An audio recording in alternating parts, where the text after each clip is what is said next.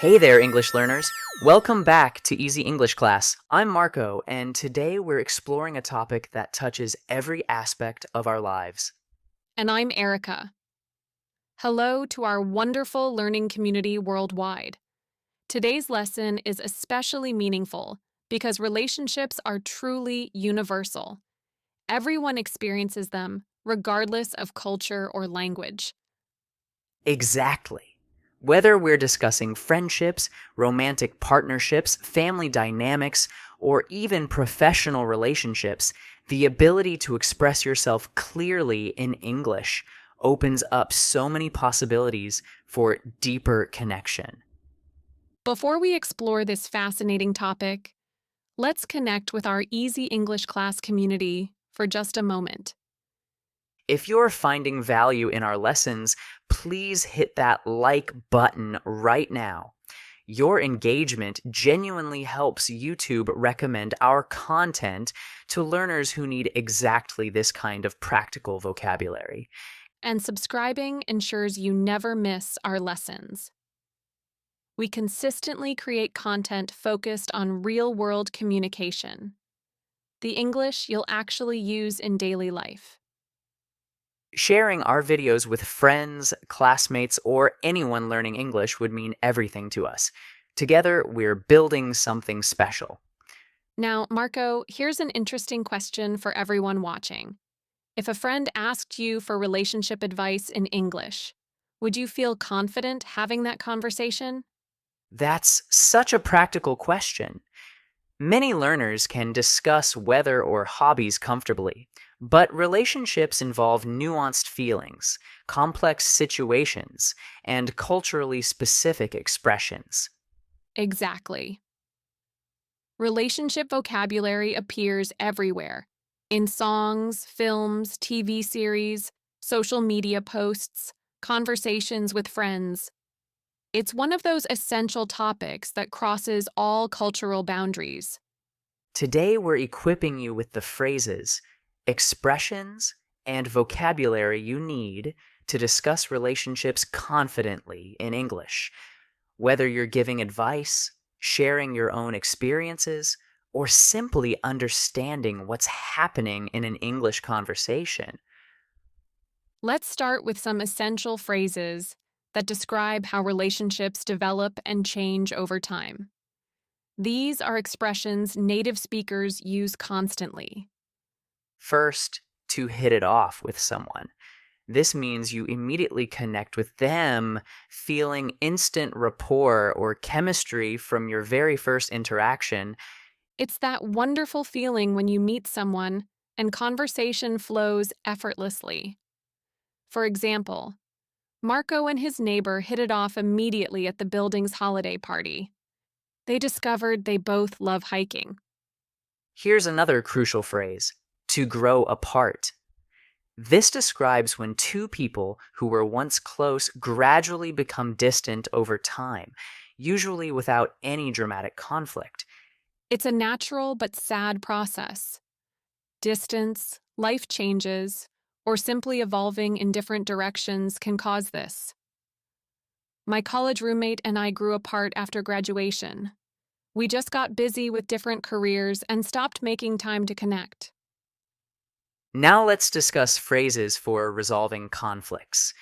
To work things out means to resolve problems through communication, effort, and compromise. This phrase emphasizes the process and effort involved. My sister and I had a major disagreement about our mother's care, but we're committed to working things out through family counseling. Similarly, to sort things out also means resolving issues, though it often suggests a quicker or more straightforward resolution.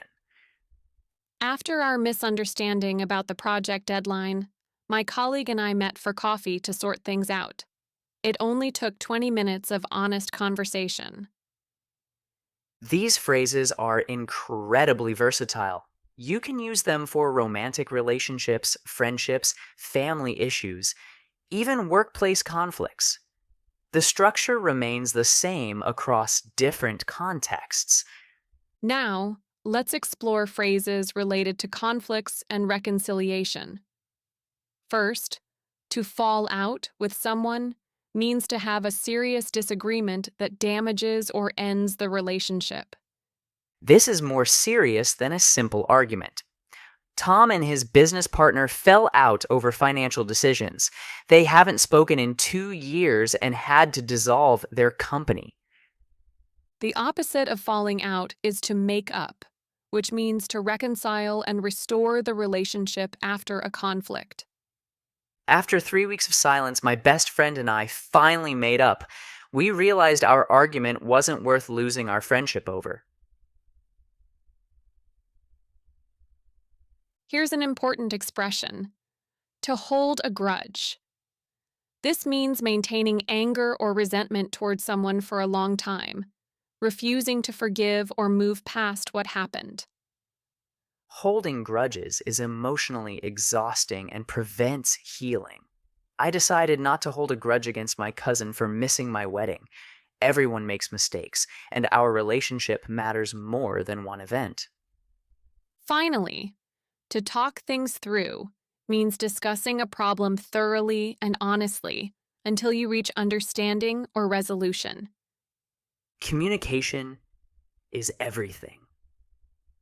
When my roommate and I had tension about household responsibilities, we sat down and talked things through calmly. It completely transformed our living situation.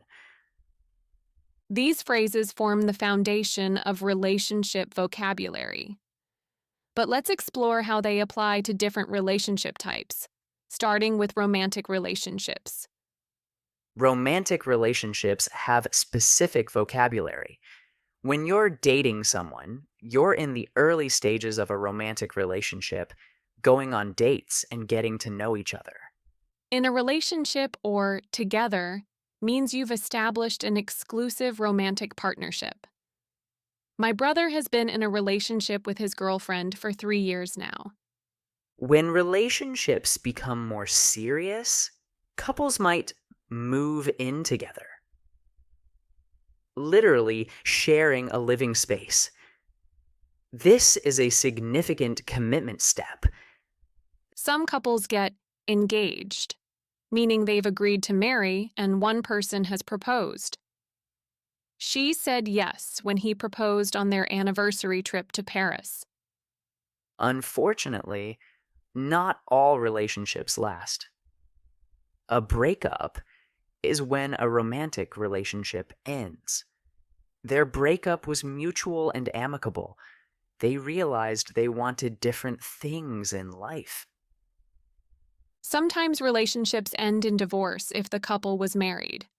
This is a legal process, ending the marriage. Now let's discuss friendship vocabulary, which is equally important. Your best friend or close friend is someone you share deep connection and trust with. An acquaintance is someone you know casually, but aren't particularly close to. He's just an acquaintance from work. We chat occasionally, but don't spend time together outside the office.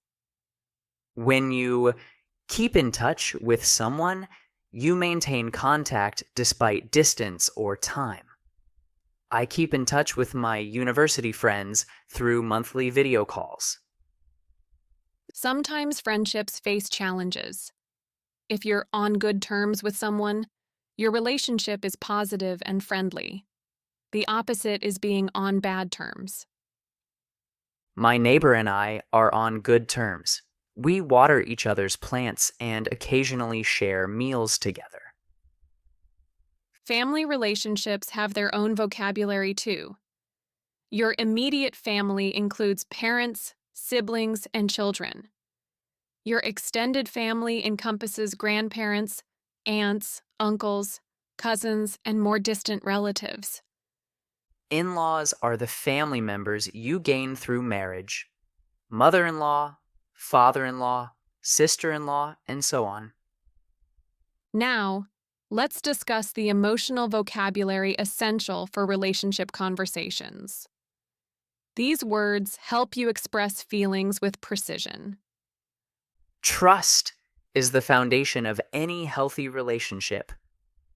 I completely trust my partner with my vulnerabilities and secrets.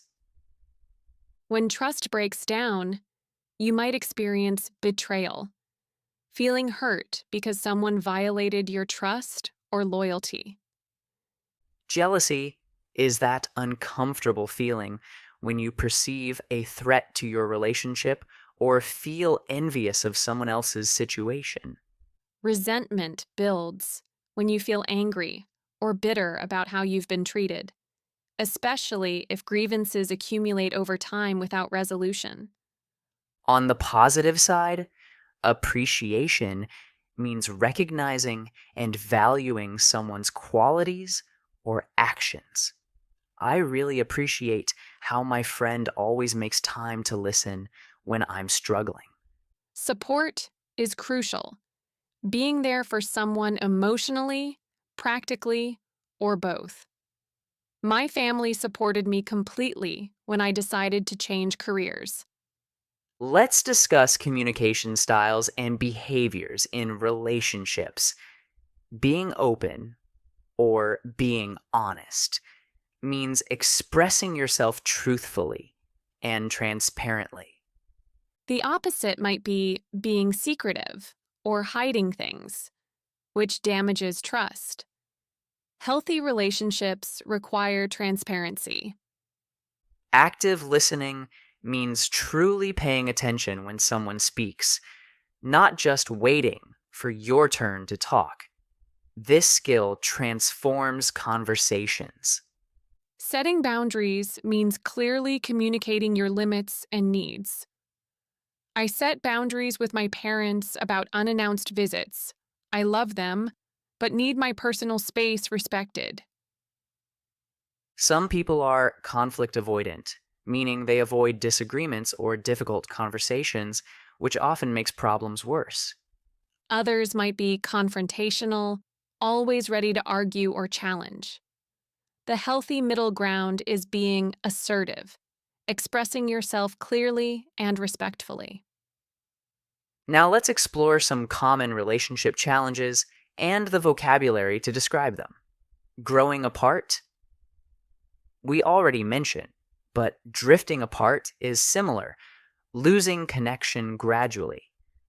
Taking someone for granted means not appreciating them or their contributions because you've become too comfortable. This is dangerous for any relationship. Lack of communication is when people stop sharing feelings, thoughts, or important information. This creates distance and misunderstandings.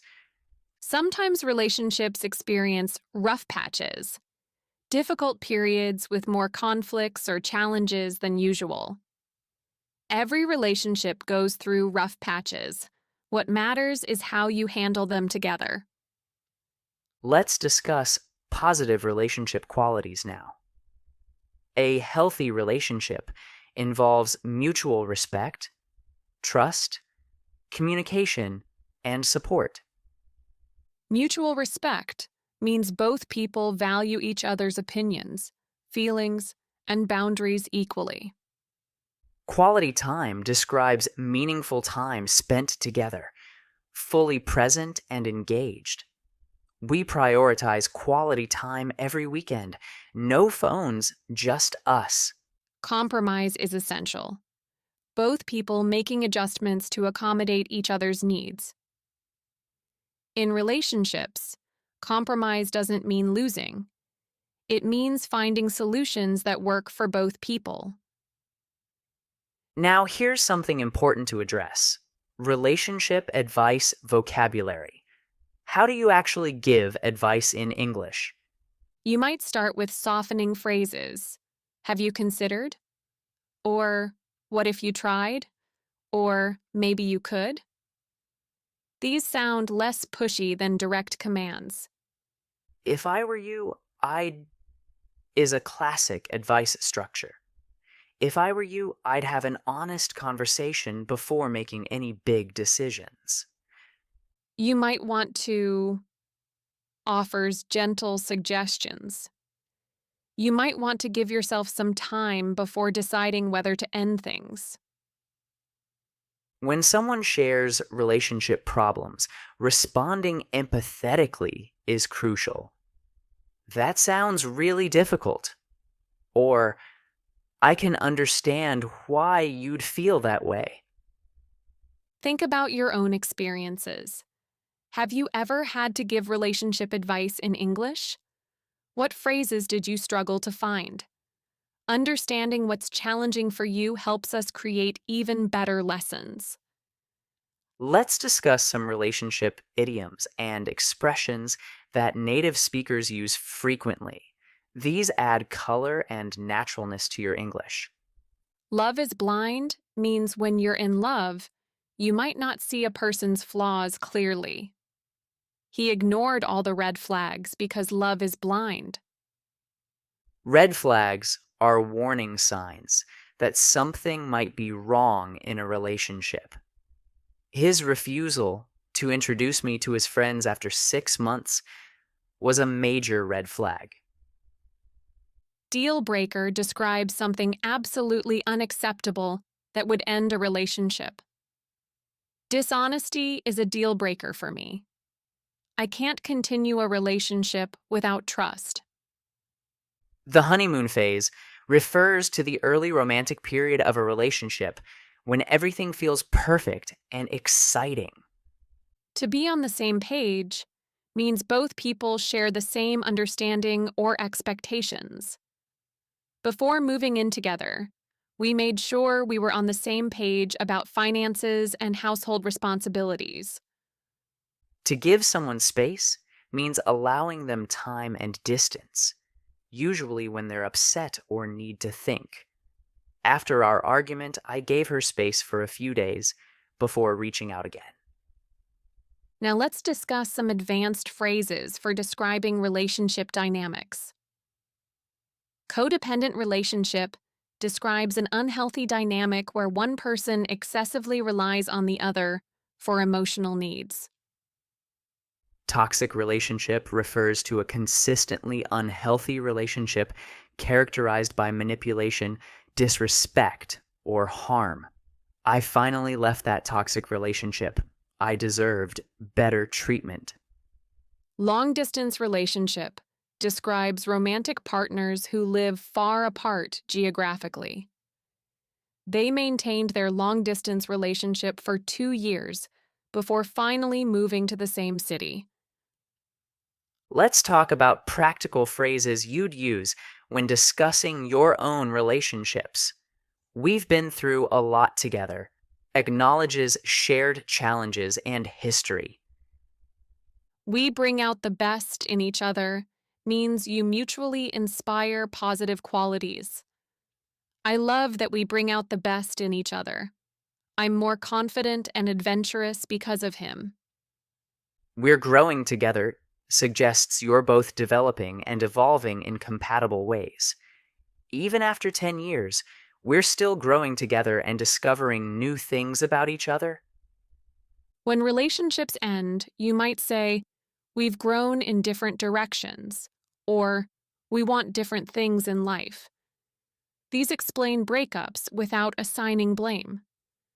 We're better as friends acknowledges that romantic chemistry isn't there, but friendship might work.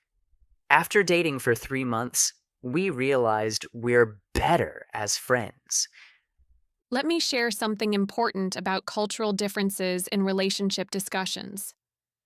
Different cultures have varying comfort levels with expressing emotions or discussing relationship problems. In some cultures, people are very direct and open about feelings. In others, there's more privacy around personal matters. Neither approach is wrong.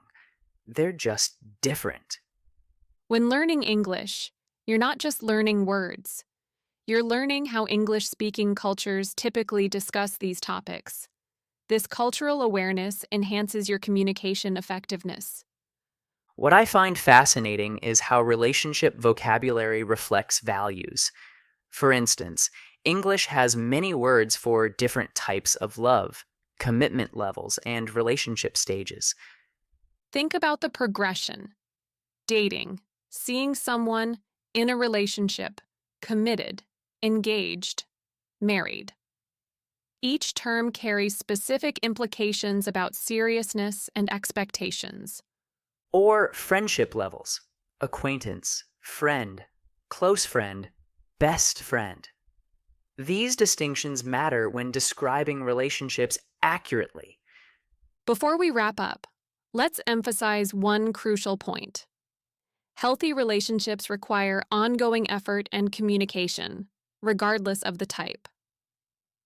Whether discussing your romantic partner, your sibling, your colleague, or your friend, the fundamental principles remain the same: respect, honesty, communication, and effort.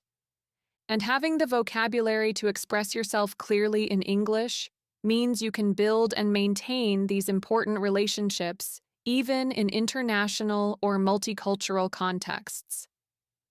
Now it's time to engage with our Easy English class community. We have a specific question for you today. Here it is. Which relationship phrase or expression from today's lesson will be most useful for you personally? Tell us in the comments. Maybe it's to work things out, maybe to set boundaries, or perhaps one of the emotional vocabulary words. Share which resonates with your current situation or interests. Your comments help us understand which topics deserve deeper exploration in future lessons. We genuinely read every comment and use your feedback to shape our content. Remember to subscribe to Easy English Class if you haven't already. We have many more practical vocabulary lessons planned that will support your English communication in real-world situations. Hit that notification bell so you never miss when we post new content. Share this lesson with friends or classmates learning English. Together, we're building an incredible global community. Thank you so much for learning with us today. Relationships are complex and beautiful, and now you have the English vocabulary to discuss them confidently. Whether you're giving advice to a friend, expressing feelings in your own relationships, or simply understanding conversations about relationships, you're now equipped with essential vocabulary. See you in the next Easy English Class episode. Keep nurturing your relationships and your English. Take care, everyone.